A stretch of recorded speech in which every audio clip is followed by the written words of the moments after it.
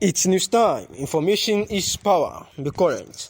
The news headline: President goes on leave, hands over power to VP. The news in full.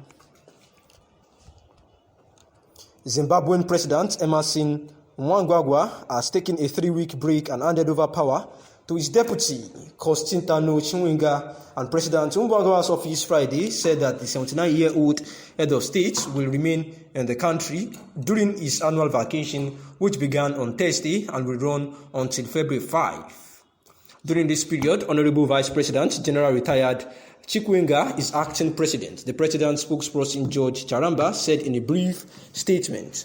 On Twitter, Mr. Charamba added that he will spend the break in the country, largely at his farm, where President Mnangagwa took a break for a few days after firing his state security minister, Owen Okube, amid allegations of worsening infighting in his ruling ZANU-PF party. Mr. Okube, who was a close ally of the president, was also accused of engineering in party violence in ZANU-PF during internal elections in President Mnangagwa's Midland province. However, the main resolution is that General Chiwenga was the commander of the Zimbabwe Defense Forces at the time of the coup, and there are reports that two are embroiled in a vicious power struggle after President Mnangagwa allegedly reneged on a deal to only serve for one term and hand over power to his deputy. Also, people that are not convenient or okay with the status quo should actually leave him and do whatever they want to do. I see Nnamdi Kanu as my son. He said every Igbo member and a woman is actually his own child, and that being a priest, they may not understand the spiritual authority that he has on the land, especially in the southeastern region.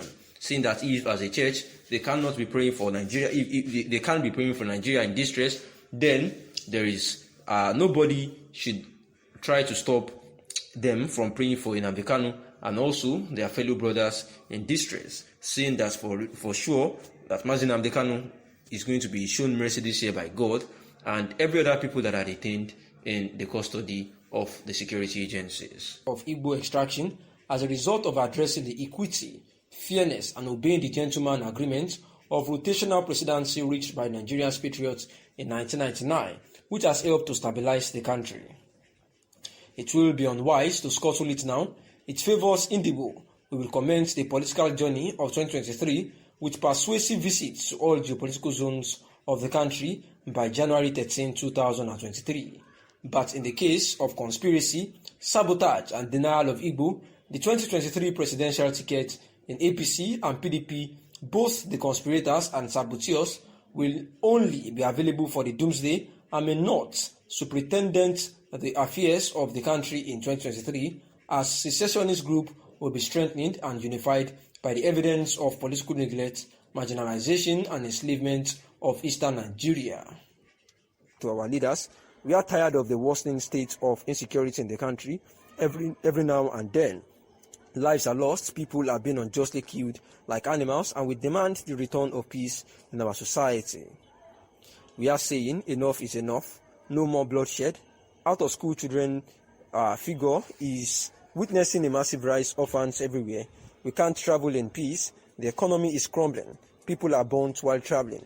The protesters marched from Audu Bako Secretariat to the Kanu government house, where security operatives received the group of protesters, listened to them, and promised to take the matter further to the appropriate quarters. Meanwhile, following the recent spike in terror attacks in Sokoto and Katsina states, President Muhammadu Buhari has dispatched a high-level delegation made up of heads of national intelligence and security services to the two states.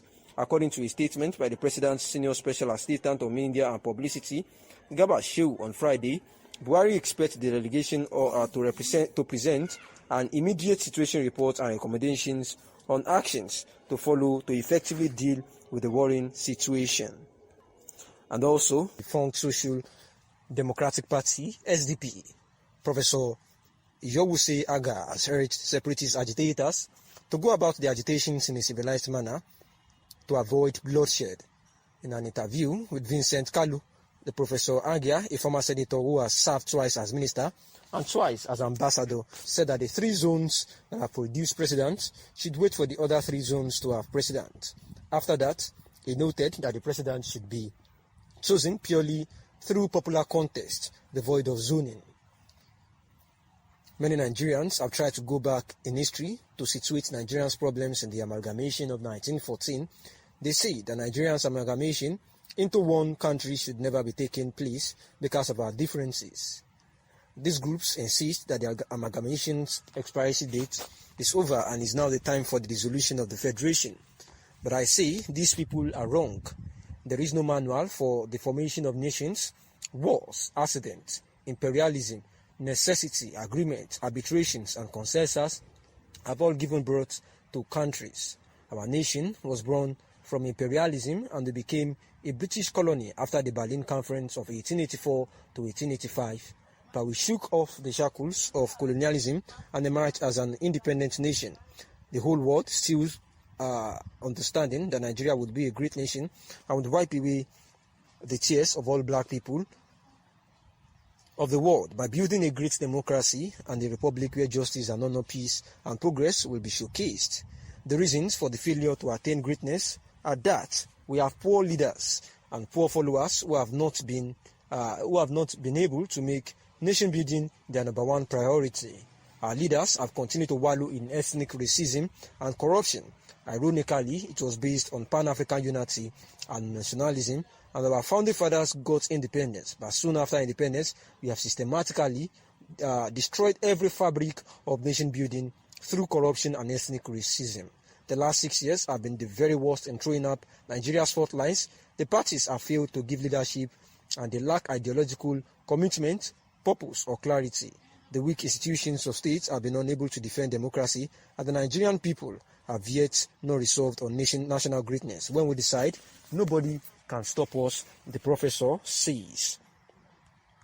The professor also noted that the Nigerian elite must come together and overcome their apathy and decide to make Nigeria great through comprehensive restructuring of the federation, saying that we need more efficient and leaner federal, civil and public service, and that we need the state to be stronger and the federal government to divest itself of its overwhelming control at the center, saying that we must resolve to tackle tribalism with greater intensity that we have fought corruption, saying that the last thing we need to do in addressing our nation's calamity is to recruit into politics and public sphere people with sound character who see wrong as wrong and who are courageous to stand up to forces that seek to destroy Nigeria. Asking about insecurity, saying that we started with Boko Haram and now ISWAP, saying that the United Arab Emirates recently named some Nigerians sponsoring the insurgent group, saying that Nigerians were excited, thinking that those who have contributed to the plunging this country into the crisis that has got millions of dollars and the carnage that followed will be prosecuted. However, the presidency said charging them is not a priority, and the professor was asked about his view on this particular statement, responding that the view is that the government has been living in denial and that Nigeria is first starting from a civil war that religious extremists and ethnic bigotry are foisted over us. The government has invented semantics of deception, which is helping terrorists by packaging them as bandits and even worse, non-state actors. I was walking on eggshells to call the foreign Fulani terrorists arsonists, rapists and land grabbers through genocide as non-state actors.